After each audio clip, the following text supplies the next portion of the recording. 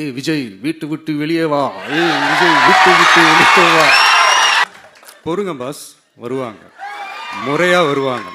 தமிழக வெற்றி கழகத்தின் 3ஆம் ஆண்டு தொடக்க விழா இன்னைக்கு பனையூர்ல நடைபெற்றிருக்கு.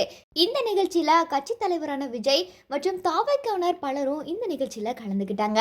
இந்த நிகழ்ச்சியில விஜய் அவர்கள் என்ன பேசியிருக்காருன்னா, நமது கட்சியோட 3ஆம் ஆண்டு தொடக்க விழா இன்னைக்கு நாம கொண்டாடுறோம். தமிழகத்துல ஒரு மிகப்பெரிய அரசியல் இயக்கமா தாவைக்கா பாத்தீங்கன்னா இப்ப வளர்ந்துட்டு வருது.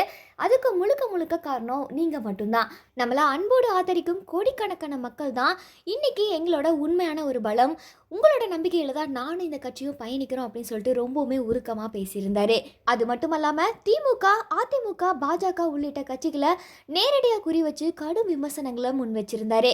எம்ஜிஆர் ஆட்சியில் இருக்கும்போது அவங்கள எப்படி விமர்சனம் பண்ணாங்களோ அப்படிதான் இப்ப என்னையும் வந்து விமர்சனம் பண்றாங்க.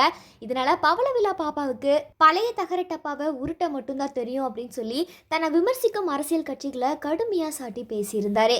எம்ஜிஆர் கட்சி தொடங்கிய காலத்திலும் சரி, தேர்தலில் வெற்றி பெற்ற போதும் சரி, ஒரு நடிகரோட கட்சி சட்டசபைக்கு வரைக்கும் வந்துருச்சு அப்படின்னு சொல்லிட்டு கேலி கிண்டலும் செஞ்சாங்க.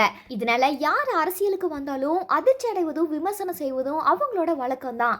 ஆனா அவங்க செஞ்ச அட்டூழியங்களையும் ஊழல்களையும் பற்றி நம்ம பேச தொடங்கினா 50 ஆண்டுகளுக்கு முன்பு பயன்படுத்திய அதே பழைய தகர டப்பாவை எடுத்து உருட்ட ஆரம்பிச்சிருவாங்க அப்படின்னு சொல்லி மற்ற அரசியல் கட்சி தலைவர்களை பயங்கரமா விமர்சனம் பண்ணி பேசியிருந்தாரு.